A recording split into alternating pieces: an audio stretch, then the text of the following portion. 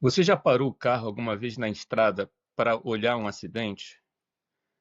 Você já sentiu aquela atração por alguma pessoa que te traz incertezas na vida? A linha entre o medo e o prazer é muito tênue, e hoje vai ser isso que a gente vai falar aqui. Mas antes de continuar, roda a vinheta.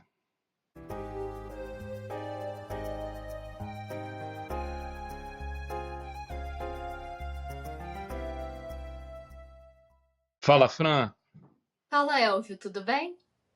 tudo bom? Nessa abertura aqui, eu deixei de falar algumas coisas propositalmente, né? Nessa linha entre o medo e o prazer, a gente tem uma certa, a gente tem uma certa motivação para se sentir vivos quando a gente tem alguma incerteza. A gente vai falar um pouquinho sobre isso aqui, mas por que será que nós gostamos de sentir medo, né? Eu acho que esse é o ponto da conversa de hoje. Só para a gente contextualizar, lá vou eu contextualizar, né? Em um episódio passado a gente já falou sobre medo, mas o que a gente vai abordar hoje aqui é por que, de certa forma, a gente gosta de sentir medo. A gente tem um, um certo prazer de sentir medo. Se a gente olhar do ponto de vista físico, essa situação de risco ou medo, ela libera algumas substâncias no nosso organismo. Basicamente, a noradrenalina, a adrenalina e a dopamina.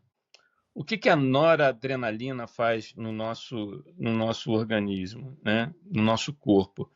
Ela nos coloca num estado de alerta constante.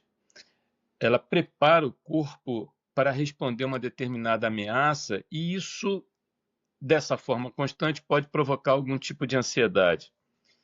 A adrenalina já tem uma função diferente. A adrenalina ela é liberada no nosso organismo em resposta a uma ameaça. Quando a gente se sente ameaçado, a adrenalina vem e aumenta a frequência cardíaca, a pressão arterial, o fluxo sanguíneo para as extremidades do nosso corpo, para a musculatura, né? E isso é um comportamento fundamental quando a gente está pensando em luta ou quando a gente está pensando em fuga. É uma resposta para uma ameaça.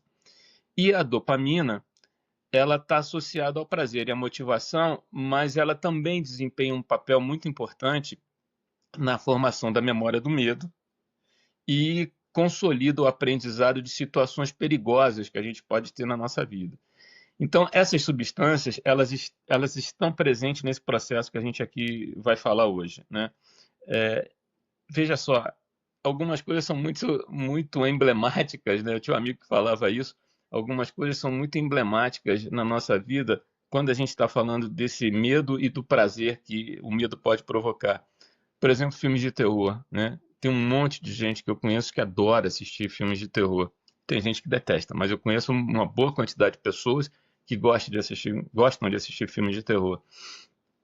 Esportes radicais, e aqui eu posso falar até com uma certa propriedade, porque os esportes radicais, essa geração de adrenalina que o esporte radical provoca, isso faz a gente se sentir vivo, né? Como eu falei aqui anteriormente. E eu posso dar um depoimento interessante em relação a isso na prática de off-road, né? Quando você está praticando off-road, você coloca o carro numa trilha, você tem um obstáculo diferente para vencer, alguma coisa que te provoca uma reação que fica entre o medo e a dificuldade daquilo que você está fazendo, essa falta de controle, vamos dizer assim, que aparece naquele momento, é uma coisa que deixa a gente com uma sensação de se sentir vivo. Eu acho que é exatamente isso que a gente está falando aqui no episódio de hoje. Mas aí eu coloco uma pergunta: será, Frank, que isso pode se tornar um vício? Se essa condição que eu estou colocando aqui pode ser algo viciante nas nossas vidas? Antes de eu responder, né, essa sua pergunta, eu quero perguntar aí para vocês, né, qual o seu vício com relação à adrenalina? Filmes de terror, esportes, uma incerteza amorosa, né? Então, comenta aqui para a gente saber um pouquinho mais, né? Então, primeiramente, vamos falar um pouquinho mais sobre o medo, né? Quem tem medo de alguma coisa, né? Então, assim, uma das questões que eu acredito que mais assustam a gente em filmes de terror, por exemplo, que foi o que você citou, são aqueles filmes de terror no qual você às vezes nem vê o objeto que assusta, né? Porque aí Exato. você começa a criar, a partir dos seus próprios medos, aquele objeto. Acaba sendo algo muito mais subjetivo, né? E se você cria através dos seus próprios medos, então acredito eu que aí sim você vai sentir mais medo ainda daquilo que do que você está vendo, né? Eu particularmente, Elvio, eu sou muito avessa ao medo, de forma geral. Eu não gosto muito de sentir medo. Há sim essa questão do vício, porque é igual você falou a questão dos neurotransmissores, né? Você depois tem a liberação de dopamina, o que vai te causar aquele alívio, aquela alegria momentânea e você quer sentir de novo. Tal como uma pessoa que talvez possa ser uma dependente química, por exemplo, né? Algo do tipo. Alguns tipos. O vício, ele não é saudável, né? É legal quando a pessoa gosta de fazer determinadas questões, igual você com off-road, em questão de ter um prazer saudável, mas se é um vício também, acaba que a pessoa pode ir contra a vida, né? Acaba indo muito para esse lado também de algo que não é tão bacana. Mas também é legal a gente viver quando a gente gosta de se aventurar, né? Ter certas aventuras com riscos calculados, se a gente pode dizer assim. Mas Sim. voltando para mim, né? Só para falar um pouco, eu sou muito avessa. Eu não gosto basicamente de quase nenhum tipo de medo. A dopamina liberada depois do alívio, para mim, não é tão aliviante assim. Eu não me sinto tão aliviada. Não é algo que faça, nossa, eu quero sentir isso de novo. Então, eu até queria ser mais corajosa. Eu trabalho isso em terapia mas assim, mais no sentido de sentir menos medo, sabe? Eu realmente não gosto da sensação de estar em perigo. Eu acho que uma das poucas coisas que eu gosto, às vezes, porque eu sou uma metamorfose ambulante, é filme de terror, que de vez em quando eu cismo em assistir. E também eu gosto de livros, contos, né? Inclusive, até peguei um livro para mostrar aqui, porque ele é muito bonito, do Edgar Allan Poe, que tem a ver com isso que a gente está falando, né? Tem até um outro aqui em casa também dessa mesma coletânea, que são os clássicos, Medo Clássico. E para quem gosta, então, desse tipo de leitura, para quem gosta de sentir um pouquinho de medo, tá aí uma boa pedida, né? E assim, vamos falar um pouco também sobre uma questão que chama sistema de alarme. E o que isso quer dizer? A gente gosta de sentir emoções ditas positivas, né? Por exemplo, quando a gente está com alguém que a gente ama, sensações que a gente considera que são boas. E a gente também tem as emoções que a gente fala, né, pelo senso comum, que são negativas, como uma angústia, o próprio medo mesmo, né? Enfim. Então, o que esse sistema de alarme ele vai fazer? Ele vai fazer um contrapeso entre essas emoções. Por quê? Porque a gente pensa assim, numa pessoa bipolar. Quando ela tá na época depressiva, é como se ela estivesse lá naquele vale, né? Quando a gente pensa em um gráfico, ela tá com aquele humor depressivo lá embaixo. Ao mesmo tempo, quando ela tá no estado de mania, né, de euforia, o pico tá lá em cima. E o organismo, ele tende a controlar isso. Então, quando ele controla, ele tenta fazer com que você se sinta, vamos dizer assim, de uma forma normal, né? Nem que você sinta muita euforia, nem que você se sinta muito depressivo. Então, é preciso que a gente faça o contrapeso dessas emoções, né, Elvio? Então, eu até tinha uma dúvida em relação a isso que você está falando, né? O que eu pensava antes de começar a estudar isso Eu pensava o seguinte: mesmo nas emoções positivas, a gente acaba tendo um contraponto à medida que ela vai passando. Esse sistema de alarme ele equaliza, ele baixa a emoção positiva, vamos dizer assim. Uhum.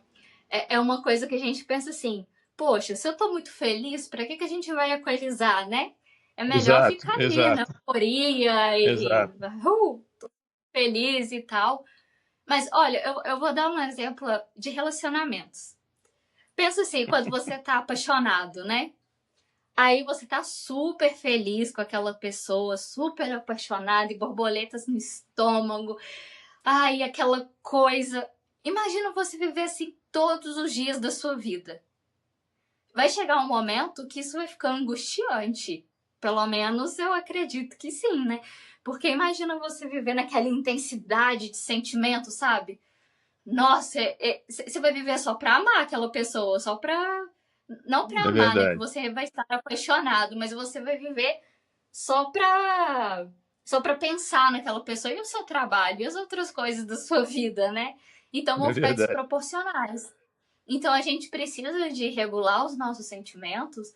Não que a gente vai deixar de gostar da pessoa ou que a gente não vai amá-la, não vai sentir um sentimento bom, mas não vai ser um sentimento que nos consome. Eu acho que é essa palavra, na hora que um sentimento começa a nos consumir, independente se ele é bom, com muitas aspas, tá, gente? Independente se ele é bom ou se ele é negativo, eu acho que isso vai trazer malefícios para nossa vida. Mas é claro, a paixão, que é o exemplo que eu dei, é extremamente interessante. Mas na hora certa da paixão. Depois essa paixão, ela tem que ir virando amor, se caso, né, o relacionamento for dar certo e tal, para que isso consiga ser até perene, para que não acabe esse relacionamento, né?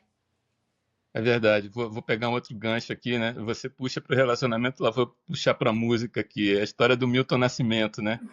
A alegria do reencontro é seguida pela tristeza da despedida, né? Encontros e despedidas. Então é mais um exemplo disso que você está dando aqui. Não, eu concordo, entendi o que você está falando.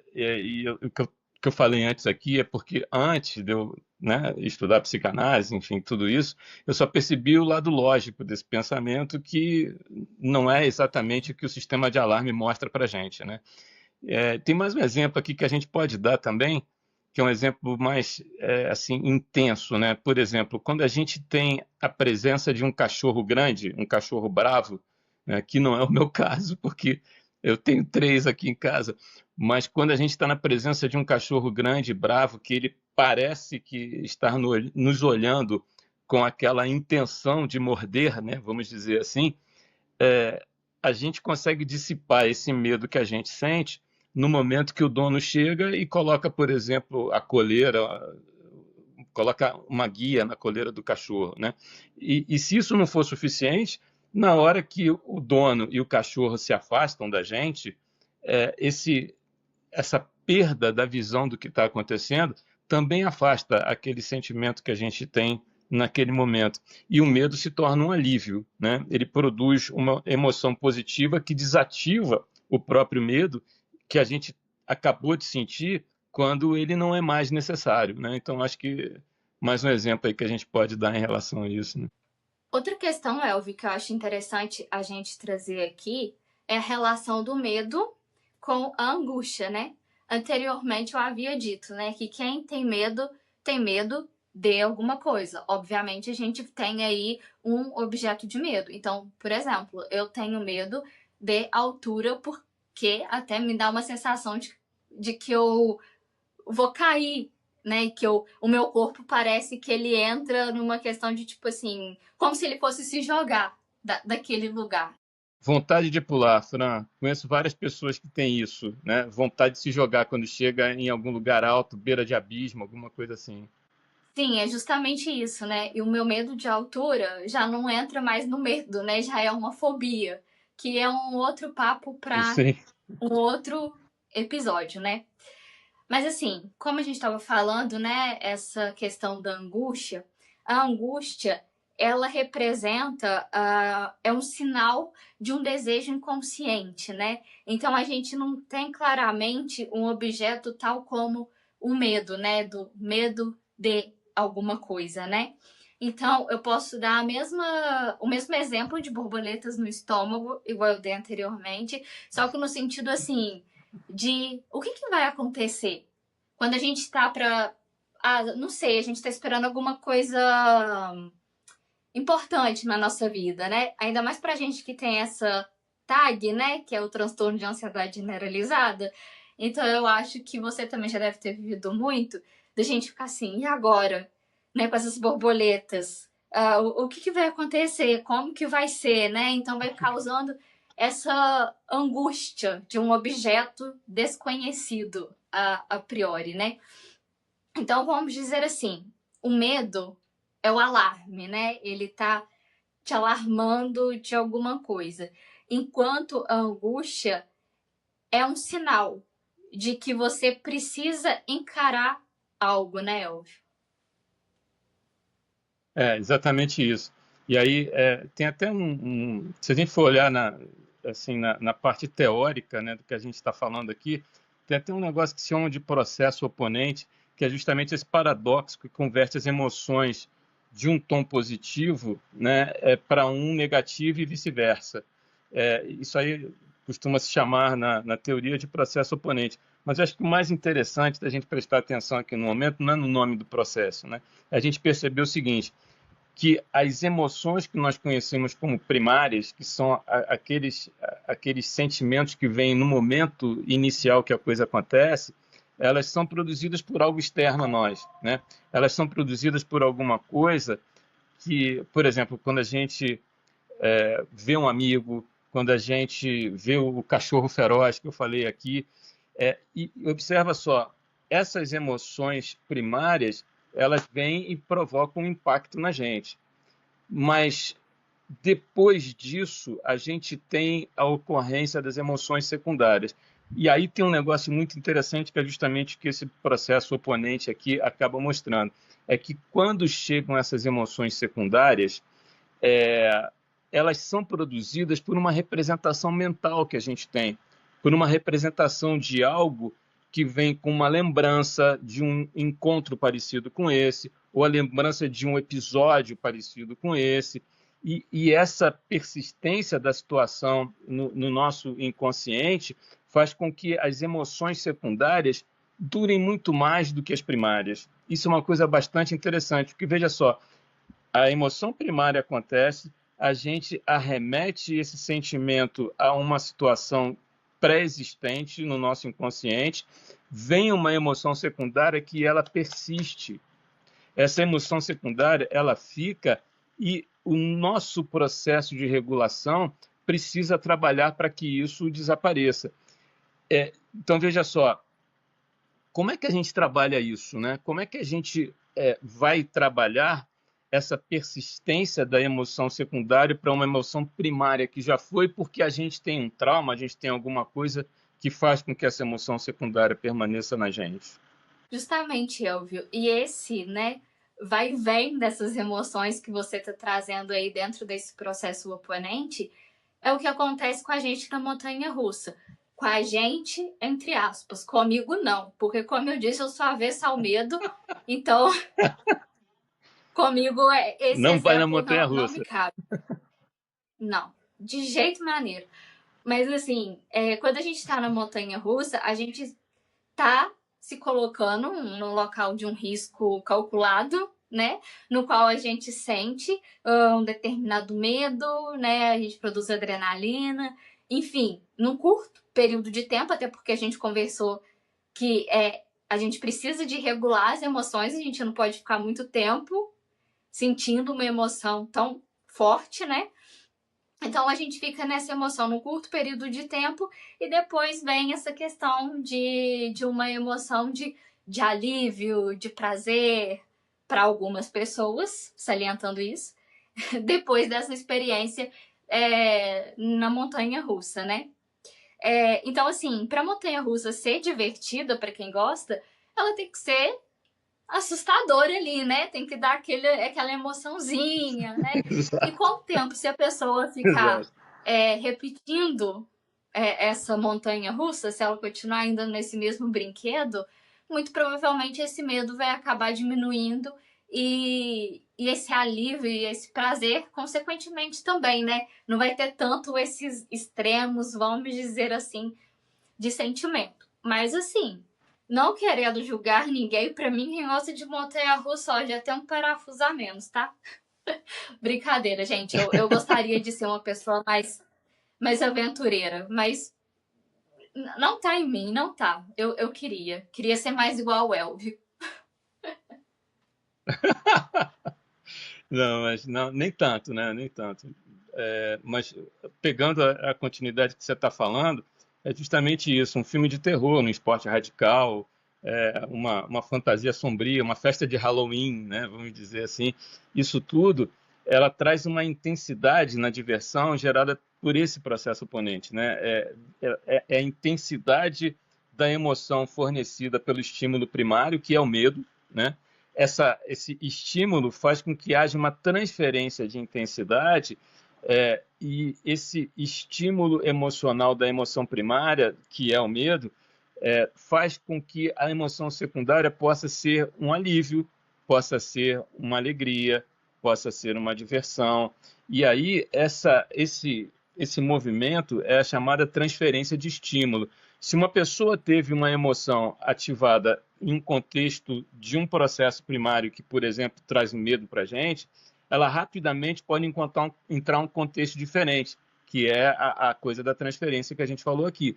Ela pode encontrar esse contexto diferente, e isso pode provocar uma segunda emoção que vai ter a mesma intensidade da primeira, mas ela pode ser completamente oposta. E é aí que entra a história da transferência, fazer com que a sensação de prazer aconteça depois da primeira sensação de medo que a gente sentiu.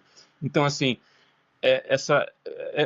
acho que o início da explicação ficou um pouco confuso, mas eu acho que agora a gente consegue colocar de maneira clara. A gente pode ter uma sensação de medo que vai se inverter e vai se tornar alguma coisa divertida, alegre, prazerosa nesse processo oponente que fica transitando entre a emoção primária e a emoção secundária.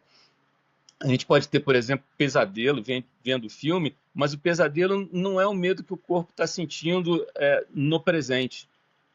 Na verdade, é o inconsciente que está trabalhando um medo ou um trauma passado, e essa representação mental ela pode fazer com que o medo que está na raiz chegue hoje de uma forma completamente diferente, oposta àquilo que a gente sentiu inicialmente, né? Então, eu acho que é mais ou menos isso, essa transição que acontece entre as emoções primária e secundária, vamos dizer assim, transferência, né, que eu falei aqui que pode acontecer, é justamente o que justifica emocionalmente a gente ter esse paradoxo entre o medo que dá prazer. Uhum. A intensidade máxima, né, dessa questão do medo tá envolto do não viver, né? Então, assim, por isso que muitas coisas que a gente vê de filme de terror, de livros, né, literaturas, até mesmo de esportes que a gente gosta de fazer, desafiam um pouco essa questão dessa pulsão, né? Dessa pulsão de morte e tal. E eu acredito também, Elvio, que algumas questões, quando a gente encara o medo dessa forma, também pode nos preparar para enfrentar algumas questões da nossa vida, né? Também pode ser algo adaptativo, ou também pode ser algo para mascarar um medo que você não quer enfrentar. Então você acaba muitas vezes se tornando Exatamente. imprudente, né? Para não encarar fatos que estão acontecendo na sua vida. Então eu acho que é interessante a gente perceber realmente o limiar, né? Até que ponto que eu me colocar em risco, vamos dizer assim, nesse caso, está sendo saudável e até que ponto também eu estou sendo imprudente, porque o medo ele também é um mecanismo de nos poupar, de falar, opa, peraí, presta atenção, né? Pode acontecer alguma coisa. Então ele também é importante, ele também é um sinal de alerta, né? É exatamente isso. E para encerrar aqui a minha fala, eu vou voltar um pouquinho para aquela história do off-road, que eu tenho uma história minha de vida, né, de uma viagem que eu participei, e que tem exatamente essa conotação da gente não ter a gente não ter a dose certa para entender até onde essa pulsão de morte vai, né, com a gente. Esse desequilíbrio, vamos dizer assim, que a gente pode ter de achar que nada vai acontecer, de achar que, porra, tá tudo absolutamente tranquilo ali, e que esse medo que a gente está sentindo é justamente o medo bom que nós conversamos até agora, que nos traz adrenalina, nos dá aquela sensação de prazer depois quando a gente conclui tudo que tá sendo buscado, né? Eu estava numa expedição off-road,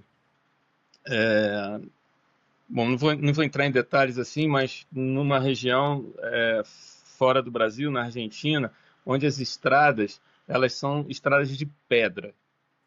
E essas estradas de pedra, elas têm umas pedras redondas que o carro não consegue ter estabilidade.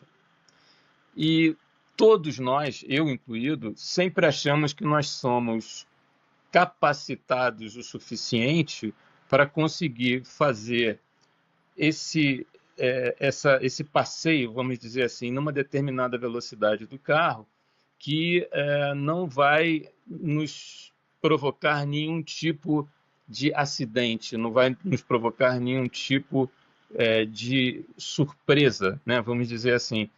E nessa viagem especificamente que eu estava falando, isso aconteceu na Argentina, e uma pessoa que estava na minha frente nessa expedição, ela acelerou bastante e eu fui atrás, na mesma balada de aceleração que ela estava fazendo. Numa determinada curva, o carro dela capotou, ela ficou com o carro virado absolutamente de rodas para o ar, né? Não são pedras para o ar, e fez uma poeira muito grande, porque estrada de terra, né? Fez uma poeira muito grande com essa ocorrência. Eu cheguei na curva quando eu entrei e eu vi aquela poeira e instintivamente eu desviei. Assim, ó, eu passei a exatamente um palmo do carro dela virado de pernas para o ar e poderia ter acontecido um acidente extremamente grave. Felizmente, isso tudo acabou em poucos danos, tanto materiais, quanto físicos, quanto morais, né? Isso acabou com poucos danos, mas veja bem, foi uma completa e total imprudência que nós fizemos, acreditando que aquela sensação que a gente tinha de adrenalina naquele momento era alguma coisa que sempre terminaria bem, né? Então, assim, a gente pode acabar perdendo um pouco a noção, vamos dizer assim, de até onde a gente pode ir ou não nisso daí. Então, eu queria fechar aqui, Fran, falando o seguinte: voltando lá ao início da nossa fala, a, o equilíbrio entre o medo barra risco e o prazer, ele pode ser muito tênue, né? E cabe a nós, dentro do nosso aspecto emocional, entender aonde a gente está pisando nesse caminho. É claro que eu não estou dizendo para ninguém não ir à montanha-russa do jeito que você está falando, mas o que eu estou dizendo é que a gente precisa ter a exata noção do que a gente está fazendo, com que tamanho de risco a gente está fazendo e com que prazer a gente está colhendo o resultado disso daí. Uhum, sim. É, tudo é equilíbrio, né? E a gente sempre tá falando aqui, é uma questão de equilíbrio, da gente saber até que ponto realmente a gente pode ir, que a gente não tá indo contra a nossa vida, né? Indo contra a nossa saúde física, mental, etc. O medo ele é importante, é uma emoção importante de ser vivida e de ser atentada, e também de trazer prazer, caso você faça isso com os riscos calculados. Mas se você vê que você está sendo imprudente, né? Que tem alguma coisa aí que você precisa dar aquela ajustadinha, só conversar aqui com a gente. Eu vou deixar aqui na descrição o WhatsApp. Eu também tenho uma jornada de autodescoberta. Caso você também tenha interesse, só me chamar aqui no WhatsApp também. Muito obrigado por estar assistindo a gente. Se inscreva no nosso canal, é muito importante para a gente permanecer com esse projeto. Curta, compartilhe para quem você acha que precisa de ouvir esse episódio e até o próximo. Tchau! Tchau, pessoal!